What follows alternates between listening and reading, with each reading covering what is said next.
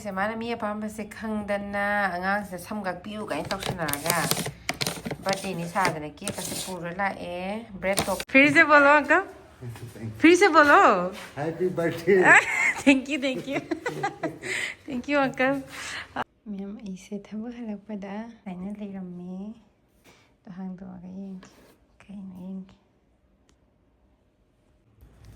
Ma'am आई birthday से leap year दनिको अदुम 29 फेब्रुआरी से हंदक चाही दि लेतमनिना आई से अदुम केम तौरगेना थबक अदुम चटले अदुम केम प्लान तौरगेना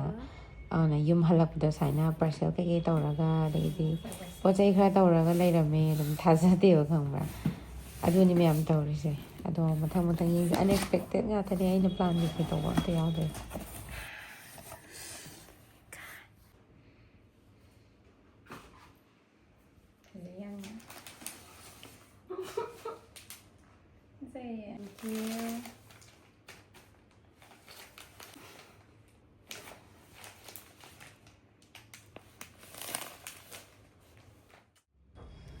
अदो इनोपिगा इगतंग तौबगे का अदम अखोई केना तौदबे केम लांगद्रे मासु तुम्मगा लेरम्बा हाइतारे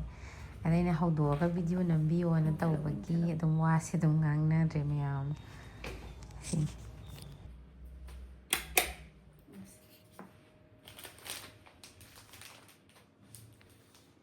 Happy birthday to me. Birthday to you. Happy birthday, dear sister. Happy birthday to you. 750. Exactly. Daddy. Nice. Thank you.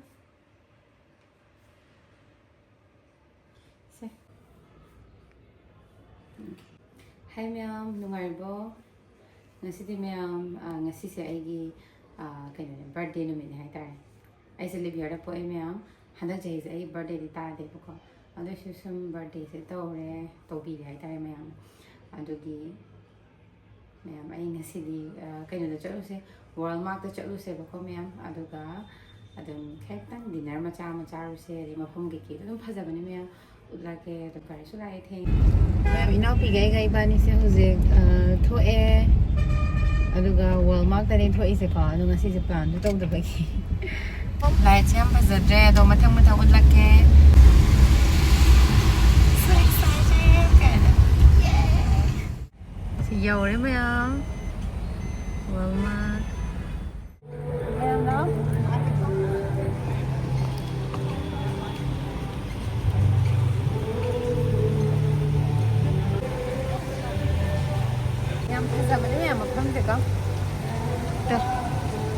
너 자꾸 지나가 살게. Ma'am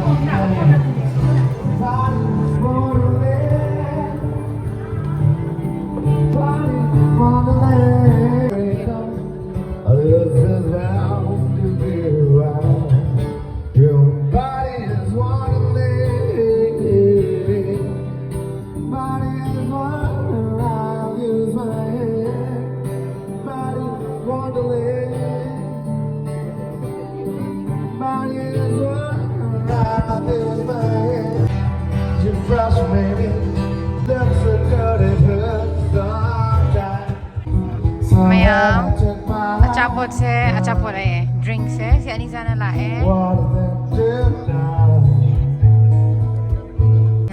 sushi लाए sushi से it's not what I expected but how great it is I yang kan nadi pang oi di magi masak se अचापोट mana la juga na ko di hana jadi na nama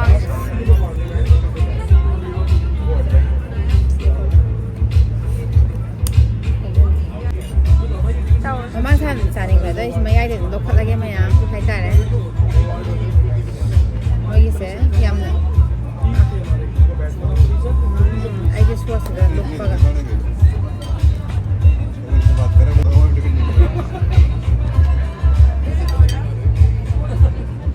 maya ma khoi di ka kenom cha su sak yaw de ya de phuk than de na du fried rice lo re chicken fried rice de agasina pesto oka sida sushi prawn sushi le na tiramisu la ki wan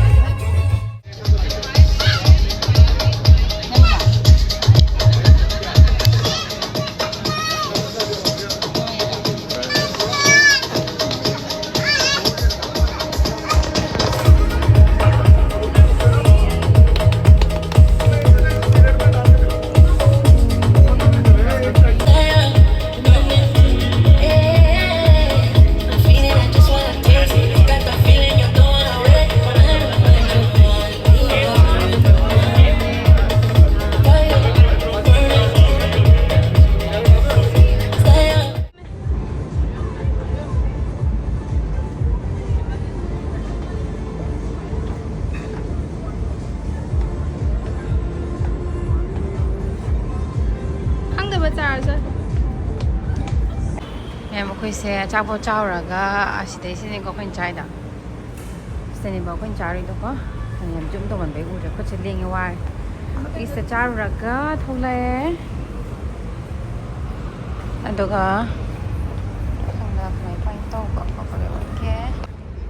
ꯃꯌꯥꯝ ꯑꯩꯈꯣꯏ ꯊꯣꯛꯂꯦ ꯆꯦꯒ ꯑꯆꯥꯄꯣꯠ ꯆꯥꯔꯨꯔꯒ ꯏꯪꯕꯅꯁꯨ ꯂꯣꯏꯔꯦ ꯏꯪꯕꯅꯁꯨ ꯂꯣꯏꯔꯦ ꯑꯩꯗꯤ ꯁꯥꯒꯠꯄ ꯑꯃ ꯌꯥꯎꯈꯠꯂꯛꯑꯦ ꯃꯌꯥꯝ ꯑꯩꯈꯣꯏꯁꯦ ꯉꯁꯤꯁꯦ ꯌꯥꯝ ꯊꯦꯡꯉꯦꯕꯀꯣ ꯎꯠꯂꯨ ꯌꯥꯝ ꯊꯦꯡꯅ ꯌꯧꯕꯒꯤ ꯃꯌꯥꯝ ꯑꯩꯁꯦ ꯎꯠꯄ ꯉꯝꯗ꯭ꯔꯦ ꯍꯥꯏꯗꯤ ꯆꯥꯛ ꯂꯥꯝꯃꯦꯅ ꯑꯆꯥꯄꯣꯠ ꯀꯩꯀꯩ ꯆꯥꯔꯤꯀꯥꯟꯗ ꯄꯨꯝꯅꯃꯛ ꯀ꯭ꯂꯣꯖ ꯇꯧꯈ꯭ꯔꯦ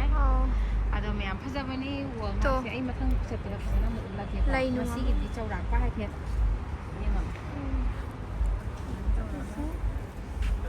ꯒꯥꯔꯤꯁꯨ ꯂꯥꯛꯈ꯭ꯔꯦꯗꯥꯏꯅꯦ ꯊꯣꯁ ꯂꯥꯛ ꯃꯌꯥꯝ ꯌꯨꯝꯗ ꯌꯥꯝ ꯀꯟꯅ ꯍꯜꯂꯛꯏ ꯇꯧꯔꯤꯁꯦ ꯄꯨꯡꯁꯦ ꯌꯥꯝꯅ ꯊꯦꯡꯈꯔꯦ ꯑꯗꯣ ꯁꯤꯅꯤ ꯃꯌꯥꯝ ꯉꯁꯤꯒꯤꯁꯦ ꯌꯥꯝ ꯀꯩꯁꯨ ꯀꯩꯅꯣ ꯇꯧꯕ ꯌꯥꯝꯅ ꯑꯦꯛꯁꯇ꯭ꯔꯥ ꯀꯩꯀꯩ ꯇꯧꯕ ꯑꯝꯇ ꯌꯥꯎꯗꯦ ꯌꯥꯝ ꯑꯩꯒꯤ ꯑꯩꯅ ꯈ꯭ꯋꯥꯏ ꯐꯖꯕ ꯍꯥꯏꯔꯗꯤ ꯁꯤꯒꯤꯁꯦ ꯌꯥꯝ ꯐꯖꯕꯅꯤ ꯃꯌꯥꯝ ꯌꯨꯝꯗ ꯍꯜꯂꯛꯑꯦ ꯑꯗꯣ ꯑꯆꯥꯄꯣꯠ ꯆꯥꯔꯨꯔꯦ ꯄꯨꯛ ꯊꯜꯂꯦ ꯆꯥꯕ ꯉꯝꯃꯛꯇ꯭ꯔꯦ ꯉꯁꯥꯏ ꯑꯆꯥꯄꯣꯠ ꯑꯗꯨꯃꯥꯏꯅ ꯈꯔ ꯇꯧꯔ ꯆꯥꯔꯦꯀꯣ ꯑꯗꯨꯒ ꯃꯌꯥꯝ ꯉꯥꯏꯍꯥꯛ ꯂꯩꯔ ꯍꯧꯖꯤꯛꯇꯤ ꯑꯩꯈꯣꯏꯗꯤ ꯄꯨꯛ ꯌꯥꯝ ꯊꯜꯂꯦꯕ ꯍꯣꯔꯦꯟ ꯉꯥꯏꯍꯥꯛ ꯂꯩꯔꯒꯗꯤ ꯑꯍꯤꯡꯗꯤ ꯁꯥꯡꯕꯅꯤꯅ ꯑꯗꯨꯝ ꯆꯥꯛꯀꯨꯝꯕ ꯂꯥꯝꯃꯛꯀꯗ꯭ꯔꯥ ꯈꯪꯗꯦ ꯑꯗꯨ ꯅꯣꯔꯠ ꯏꯁ ꯗꯨꯀꯥꯟꯗ ꯆꯠꯂꯒ ꯃꯌꯥꯝ ꯑꯣꯛꯀꯨꯝꯕ ꯑꯗꯒꯤ ꯀꯩꯀꯩ ꯂꯩꯕ ꯌꯥꯕ ꯍꯥꯏꯇꯥꯔꯦ ꯆꯥꯕ ꯌꯥꯕ ꯈꯤꯇꯪ ꯌꯦꯡꯉꯨꯁꯤ ꯌꯣꯡꯆꯥꯛꯂꯨꯒꯨꯝꯕ ꯏꯔꯣꯝꯕ ꯑꯃ ꯆꯥꯔꯒꯦ ꯑꯗꯨꯒ ꯀꯩꯅꯣ ꯃꯌꯥꯝ ꯑꯇꯩ ꯅꯠꯇꯦꯗ ꯑꯩꯅ ꯏꯅꯥꯎꯄꯤꯁꯨ ꯅꯝꯍꯜꯂꯤꯁꯦ ꯁꯨꯃꯥꯏꯅ ꯐ꯭ꯔꯟꯇꯒꯤ ꯈꯣꯠꯂꯒ ꯄꯥꯏꯕꯗꯣ ꯍꯩꯇꯦ ꯍꯥꯏꯇꯥꯔꯦ ꯑꯗꯨꯝ ꯍꯥꯏꯔꯒꯦ ꯍꯩꯇꯦ ꯍꯥꯏꯅ ꯀꯩꯅꯣ ꯍꯥꯏꯕ ꯃꯇꯝꯗ ꯑꯩꯅ ꯁꯤꯒꯤ ꯑꯅꯧꯕ ꯐꯣꯟꯁꯦ ꯁꯤꯟꯕꯗꯒꯤ ꯐꯣꯟꯁꯦ ꯌꯥꯝ ꯆꯥꯎꯔꯦ ꯃꯌꯥꯝ ꯂꯨꯝꯁꯨ ꯂꯨꯝꯃꯒ ꯀꯩ ꯍꯥꯏꯅꯤ ꯉꯝꯗꯦꯕ ꯐꯣꯟ ꯑꯩꯅ ꯍꯥꯟꯅ ꯄꯥꯏꯔꯤꯉꯩꯒꯤ ꯐꯣꯟꯗꯨꯅ iPhone 11ꯁꯨ ꯑꯗꯨم ꯆꯥꯎꯕꯅꯤꯀꯣ ꯃꯌꯥꯝ ꯑꯗꯣ 11ꯗꯨꯅ ꯈꯔ ꯑꯃꯨꯛ ꯐꯩꯌꯦꯕ ꯁꯤꯒꯤꯁꯤꯅ ꯑꯃꯨꯛ ꯌꯥꯝ ꯆꯥꯎꯈꯔꯦ ꯑꯗꯨꯒꯤ ꯂꯨꯝꯁꯨ ꯂꯨꯝꯃꯦ ꯑꯗꯨꯒꯤꯅꯤꯗ ꯃꯌꯥꯝ ꯑꯇꯩ ꯅꯠꯇꯦ ꯁꯤꯅ ꯌꯦꯡꯕ ꯅꯨꯡꯉꯥꯏꯔꯒꯅꯤ ꯑꯗꯣ ꯐꯔꯦ ꯃꯊꯪ ꯆꯠꯂꯒꯀꯣ ꯎꯠꯂꯛꯀꯦ ꯁꯨꯃꯥꯏꯅ ꯇꯧꯑꯣꯌꯦ ꯑꯦꯛꯁꯦꯁꯔꯤꯁ ꯀꯩꯀꯩꯁꯦ ꯃꯌꯥꯝ ꯂꯧꯊꯣꯛꯑꯒꯦ ꯌꯥꯝ ꯅꯨꯡꯉꯥꯏꯔꯛꯇ꯭ꯔꯦ ꯍꯥꯏꯇꯥꯔꯦ ꯆꯨꯝ ꯈꯨꯠꯀꯁꯦ ꯍꯥꯞꯆꯤꯜꯂꯒꯦ ꯁꯤꯗ ꯑꯗꯨꯒ ꯀꯩꯅꯣ ꯂꯤꯛꯇꯣ ꯁꯤꯁꯦ ꯃꯌꯥꯝ ꯐꯖꯕꯅꯦ ꯌꯥꯝ ꯁꯨꯃꯥꯏꯅ ꯑꯗꯨꯒ ꯂꯤꯛꯇꯣ ꯂꯧꯊꯣꯛꯑꯒ ꯁꯨꯃꯥꯏꯅ ꯇꯧꯔꯒ ꯍꯥꯞꯆꯤꯟꯈ꯭ꯔꯦ ꯍꯥꯏꯇꯥꯔꯦ ꯑꯩꯒꯤꯁꯦ ꯁꯨꯃꯥꯏꯅ ꯑꯗꯨꯝ ꯍꯥꯞꯆꯤꯜꯂꯝꯃꯦ ꯑꯗꯨꯒ ꯁꯤ ꯄꯣꯠ ꯆꯩ ꯀꯩꯀꯩ ꯍꯥꯞꯆꯤꯟꯒꯗꯕ ꯃꯌꯥꯝ ꯂꯩ ꯉꯔꯥꯡ ꯂꯧꯊꯣꯛꯑ ꯚꯤꯗꯤꯑꯣ ꯅꯝꯕꯒꯤ ꯑꯗꯣ ꯁꯤꯅꯤ ꯇꯧꯔꯒ ꯃꯌꯥꯝ ꯆꯠꯂꯁꯤ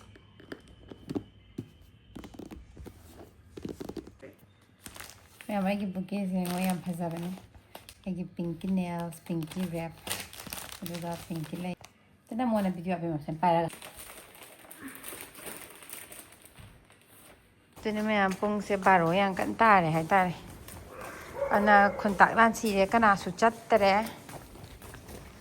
ꯑꯗꯨꯕꯨ ꯑꯩꯈꯣꯏ ꯕꯥꯅꯤꯗꯤ ꯀꯤꯕ ꯈꯪꯗꯕꯒꯨꯝ ꯆꯠꯂꯤ ꯅꯠꯇ꯭ꯔꯥ ꯀꯤ ꯈꯜꯂꯨꯕꯗꯣꯀꯣ ꯗꯨꯀꯥꯟꯁꯤ ꯂꯣꯏꯅꯃꯛ ꯂꯣꯜꯂꯦ ꯑꯃ ꯑꯅꯤꯗꯤ ꯍꯥꯡꯉꯦ ꯑꯩꯁꯦ ꯁꯥ ꯂꯩꯕ꯭ꯔꯥ ꯑꯝꯇ ꯌꯦꯡꯒꯦꯅꯦ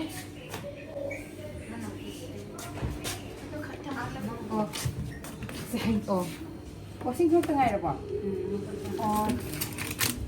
ꯁꯤꯗꯤ ꯀꯩꯅꯣ ꯁꯤꯁꯦ ꯅꯣꯏꯅ ꯁꯦꯝꯕꯤꯔꯣ ꯅꯠꯇ꯭ꯔꯒ ꯀꯩꯅꯣ ꯔꯤꯞꯂꯣ ꯀꯩꯅꯣ 시리 아니만 내가 혹시 얘네 시켰잖아 아주 다리 시네 어가 이런 레버 대박 그냥 이거 하기로 좋아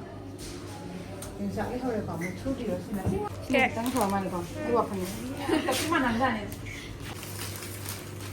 제가 하인 라기 거 타요 이거 마이 삼세 까 오예 미기다 그노진다 힘드니까 말라이세 4 5:30다 마슬라에 농안중이다 3까 오예 마하이네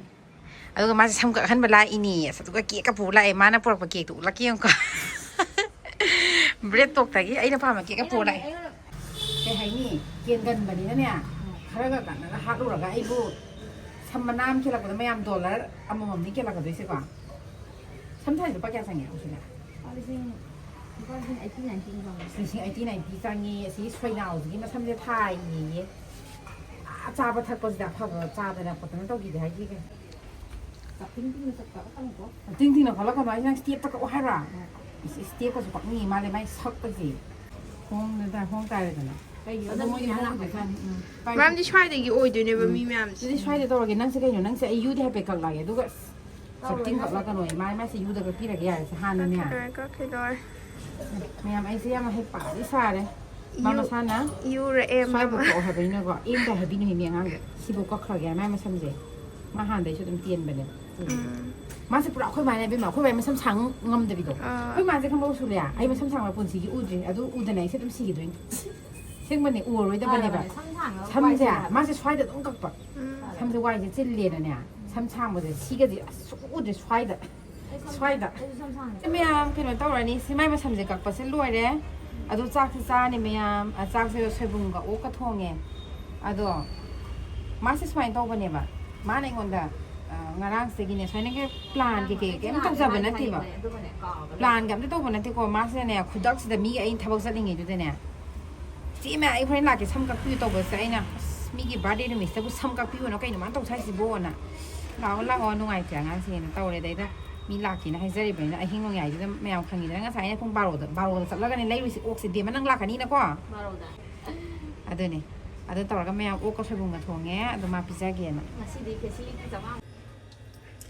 อย่างสินี่อีกจังสิ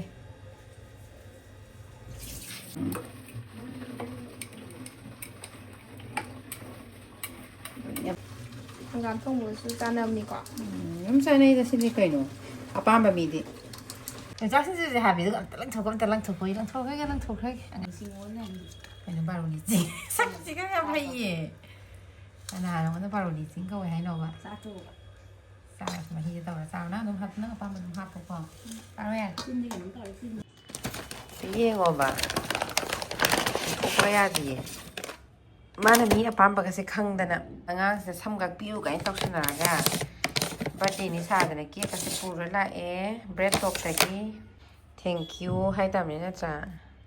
thank you miss leya ok se hap khro nai ko cha se lai re